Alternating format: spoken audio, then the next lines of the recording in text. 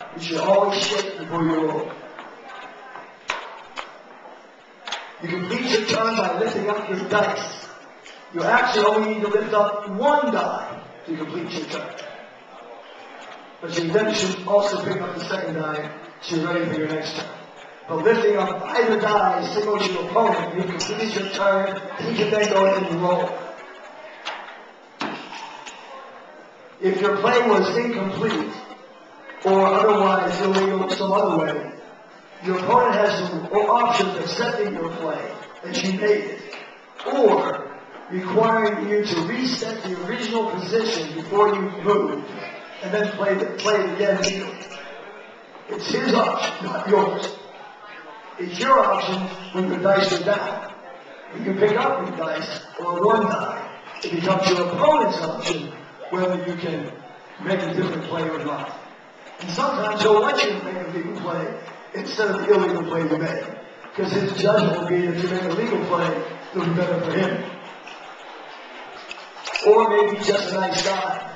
Even though it's worse for him to make a legal play, he'll just allow it. He doesn't have to. I make it a policy to allow each person I ever play in my whole life one time only, to correct an illegal play once they pick their dice up. And you better know, I let them know that this is my policy. And I'm not required even to do it once. I'm already giving you a huge favor as it is. So please, don't ask for it again when it happens. Say, well, you gave it to me before. Exactly. You're lucky I gave it to you once. Don't have to ever give it to you. Also, if you want to turn the cue, you must do that before you roll the dice. So suppose you thought about doubling, but then you rolled the dice. But when you rolled the dice, they were caught. Illegal. So you really haven't rolled yet. You attempted to roll though. And so now you may not offer a double. You have to roll the dice. And next time you offer a double is before you roll the dice your next time.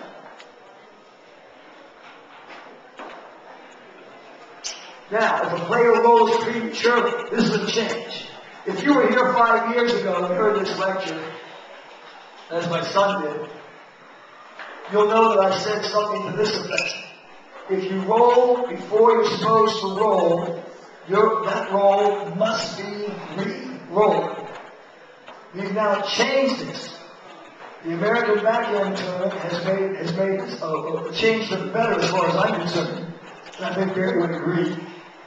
When you roll prematurely nowadays, your opponent now has knowledge of what your next roll is going to be, and he can change his move accordingly, or he might still make the same play anyway. But he also has the option of making you re-roll if he wants to. But the point is, again, it's his option.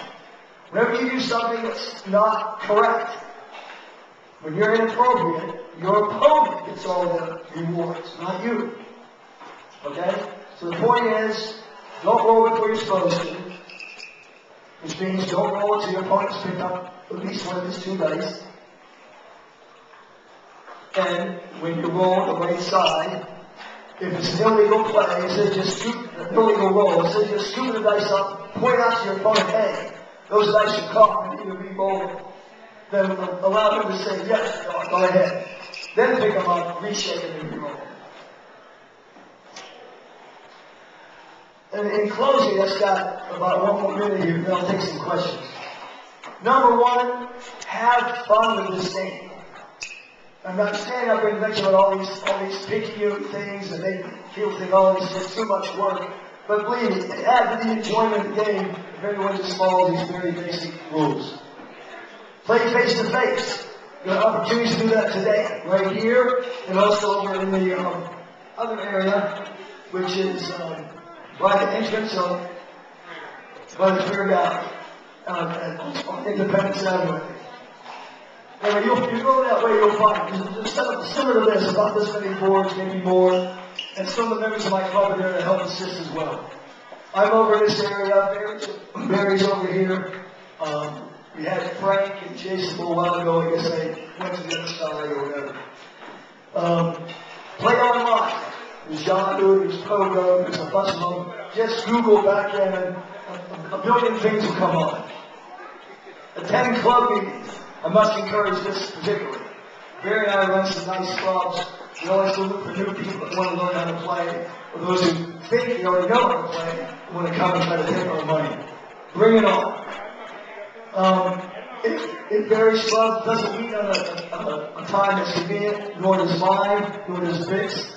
Vic's up in Baltimore. I believe he's the first and third Thursdays of each month. If none of those work for you, start your own club. Okay, that's all I have. Thank you for coming. Feel free to stay and play backgammon. If you need some help, Barry's around. I'm around. Thank you again.